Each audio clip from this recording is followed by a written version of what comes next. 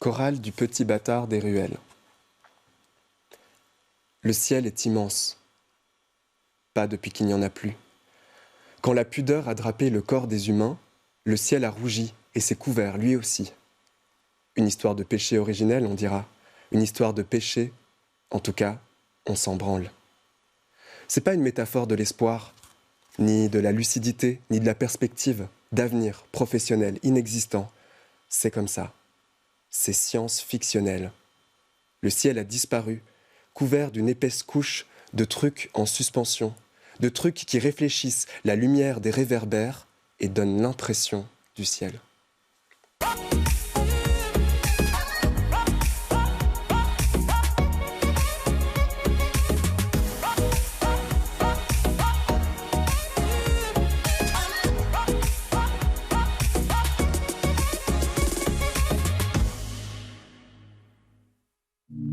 Je suis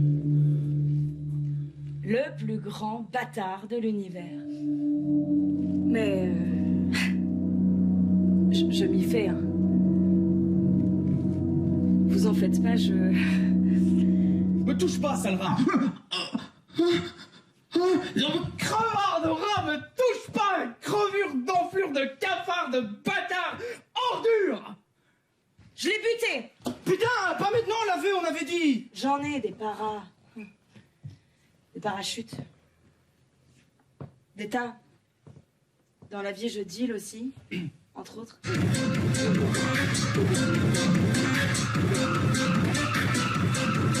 Vous allez bouffer du spectaculaire par la racine étymologique. Il n'y a que des mots, du son. Je me lance. Vas-y. Quand les humains ont posé en acte les derniers actes de leur fiction, le ciel s'est effondré.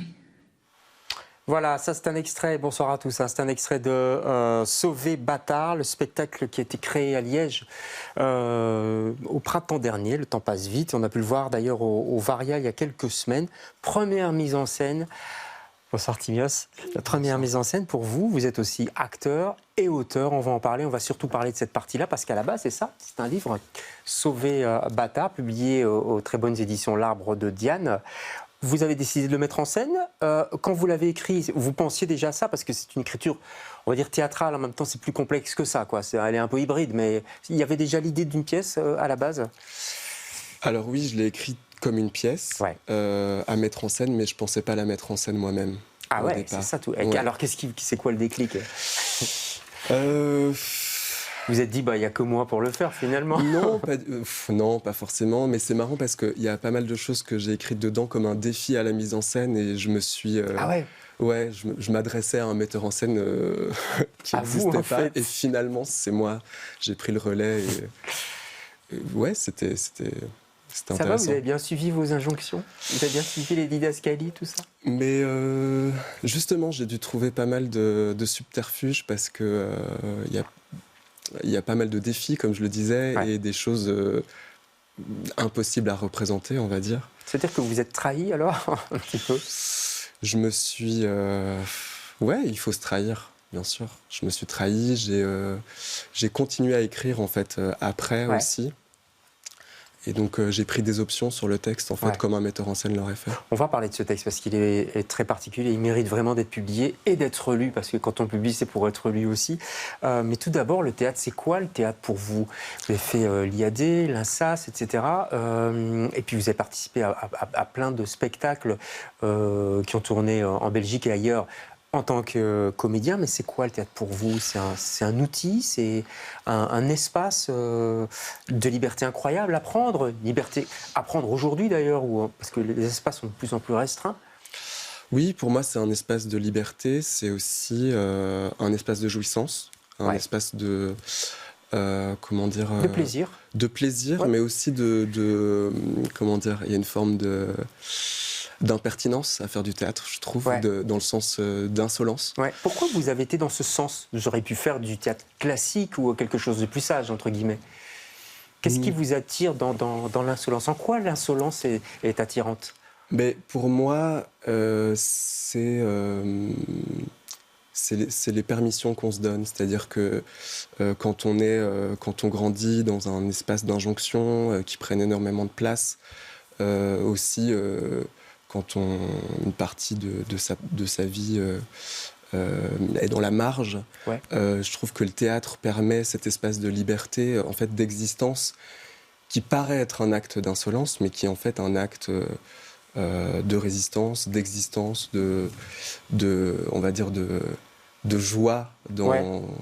Un acte politique aussi, au sens oui, noble en du ce terme. sens, il est politique, ouais. En ce sens, il est politique. Il y a quelque chose que vous voulez montrer, il y a des barrières que vous voulez faire tomber?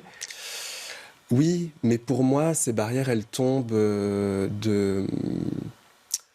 c'est-à-dire que je ne suis pas un artiste... Enfin, pour moi, le politique, il existe à cet endroit de liberté, de prendre cette liberté-là et de montrer des singularités et des êtres de marge.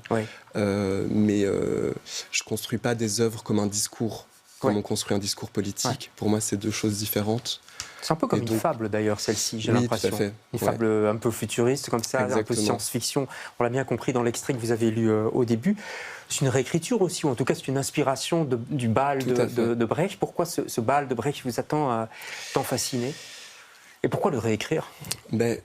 Bâle, ça dépeint un poète, et avec lui, il y a tout cet imaginaire romantique, on va dire, du poète qui est à la fois génial, mais aussi destructeur. Et c'est un peu cette espèce de... On est chez Brecht, là, Exactement, oui, chez Brecht, de cette représentation du génie créateur comme étant hyper masculin, hyper destructeur, comme je l'ai dit. Et c'est une image qui fascine et qui en même temps me révolte énormément. Et donc j'ai voulu travailler sur cette fascination et cette révolte et déconstruire cette figure-là avec cette pièce. En la fragmentant, il y a quelque chose de ça, j'ai l'impression. On a 5 personnages qui sont là, qui parlent de frics, pour prendre un mot anglais, des laissés pour compte, les bizardos, enfin voilà, tous ces gens qui sont un petit peu à la marge. On est dans un terrain vague qui n'est pas situé, dans une période qui n'est pas vraiment située non plus. C'est important. On sait que c'est dans le futur. Oui, voilà, c'est ça. On n'est pas dans le passé. C'était important d'avoir ce lieu quand même, cet endroit. Du terrain vague ? Oui. Oui, pour moi, le terrain vague, je le voyais comme un espace de possible qui est... Tout est à construire. Exactement. En fait, c'est un espace dans les milieux urbains qui est laissé pour compte. C'est-à-dire il est abandonné comme ça, il n'est pas encore affecté. Non, on y jette nos déchets parfois. Voilà, parfois on y jette nos déchets. Il pousse aussi des espèces animales et végétales qui n'existent nulle part ailleurs. Donc c'est d'une diversité incroyable. Et donc c'est un espace de possible, c'est un espace aussi où on se rencontre en secret. Et donc c'est un espape de la marge. Ouais. C'est marrant que vous dites on se rencontre en secret parce qu'il y a une histoire d'amour aussi là quelque part. L'amour est partout, il s'infiltre partout, même jusque dans les terrains vagues. Il y a Bâtard, on va dire que c'est un peu le personnage principal qui est joué par une comédienne d'ailleurs. D'ailleurs, c'est un personnage qui n'est pas genré, c'est un personnage queer ou qui est entre les deux, on va dire, non ? Il est dans la pièce genrée au masculin et le fait d'être représenté par une comédienne, pour moi, ça permettait de poursuivre cette déconstruction de la figure du poète comme étant masculin, destructeur. Voilà, donc il y a une sorte de... Elle le joue avec Alizé, Alizé Gay qui joue Bâtard. Elle le joue avec un pas de côté. Donc il est, le personnage est un peu présenté. Et alors, et on retrouve tout ça bien sûr dans le livre dont on parle ce soir. Eckhart ou Eckhart. Eckhart, moi je dis Eckhart. C'est marrant parce que c'est comme s'il s'écartait aussi de ce dont pourquoi il était construit jusque-là. Il y a quelque chose d'hyper masculin, d'hyper viril, et tout ça va s'effriter. D'ailleurs, ça le travaille à un moment donné. Il dit « je suis pas pédé, je suis pas pédé ». Ouais. Pour Eckhart, c'est un enjeu hyper important. Pour moi, toute la tension de la pièce se joue dans cette histoire d'amour entre ces deux personnages qui sont Bâtard et Eckhart et qui sont dans des postures de survie différentes. Ils sont dans un milieu qui est dur, qui est un avenir qui leur échappe. Et Eckhart, lui, il s'est construit depuis l'extérieur, justement, à partir de ces injonctions. Et tout le mouvement de la pièce, pour lui, va être de découvrir qui il est vraiment. Et donc, il a une sorte de... on va dire, d'éclosion. Ouais, c'est le personnage qui évolue le plus peut-être dans Oui, tout à fait, la pièce. pour moi, oui. Un mot sur l'écriture, parce que ce qu'il faut, c'est, si on n'a pas vu le spectacle, c'est lire, et même si on l'a vu d'ailleurs, hein, c'est lire ce texte, parce que c'est un texte assez incroyable. Vous avez une écriture complètement... presque folle, mais dans le bon sens du terme, imaginaire, ça part dans tous les sens. Elle est indisciplinée, j'ai lu ça quelque part, mais c'est juste. Ouais. Elle n'est pas corsetée, quoi. Non. Ça, c'est important pour vous. Comment vous travaillez votre écriture? Ben, cette pièce-là, je l'ai écrite justement. J'ai essayé de trouver un rythme en fait dans l'écriture qui me permettait de court-circuiter mes propres mécanismes langagiers et donc on va dire d'attente grammaticale ou d'attente. Donc c'était trop rapide, on va dire, pour que je puisse savoir ce que j'écrivais avant de l'écrire. Et donc après, il y a eu bien sûr un regard sur ce que j'écrivais, mais il y avait cette espèce de volonté de passer le mur de verre, je comprends. qui sont un peu tout ce qu'on apprend à l'école, tout ce qu'on apprend et qui est utile, mais qui ici, j'avais besoin de le déjouer.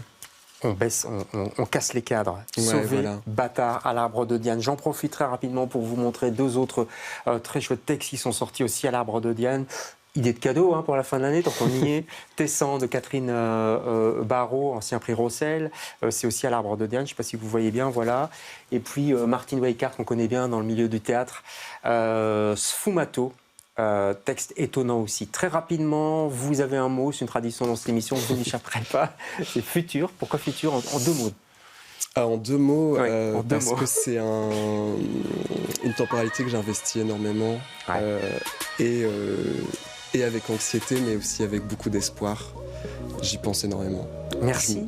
Merci pour votre espoir, merci pour votre texte qui est passionnant. Timios Fountas, retenez bien ce nom, Sauvé, Bâtard, aux éditions de l'Arbre de Diane. Merci Timios, on se retrouve demain avec d'autres invités. Bonsoir.